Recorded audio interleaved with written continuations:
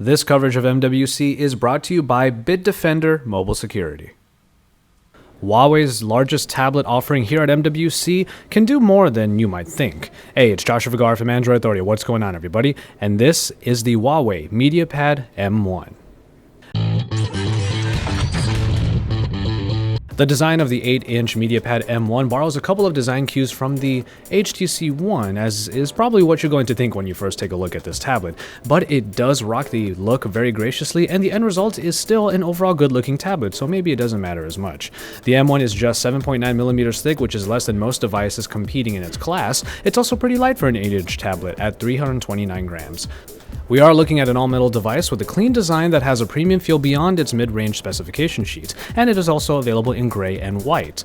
Now, the front of the M1 is especially pretty with the very large screen and also the thin vertical bezels that plenty of people do favor greatly. The 8-inch IPS LCD display of the MediaPad M1 has a resolution of 1280 by 800, translating it to a pixel density of about 189 ppi. Now, that is pretty low for most standards, but we do need to keep in mind the price tag of this device. This is really just an average display for all intents and purposes, but that could still be just fine for plenty of users out there.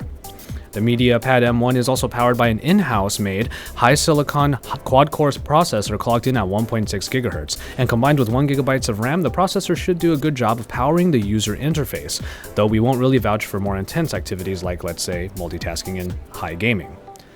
You do get the option of 8 or 16 GB built in, but you can also add additional storage thanks to the micro SD card slot. And as far as the camera goes, you get a pretty basic setup: a 5-megapixel main shooter and a 1-megapixel front camera for video calls and the occasional selfie. And as far as the battery life goes, you do get a pretty sizable 4800 mAh battery that should power it for quite a long time.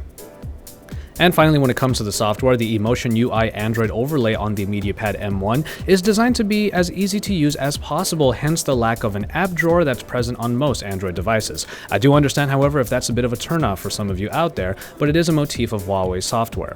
Instead, all of the apps are shown on the home screen, and unless you do a little bit of organization, it could get a little bit cluttered.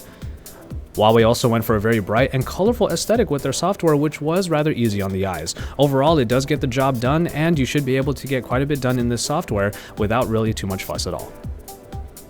In the end, this is still a tablet, but it is capable of taking SIM cards, connecting to mobile data networks, and taking calls and doing SMS messages. And that does put the MediaPad M1 on a rather unique scale. And in the end, we do kind of like what we see.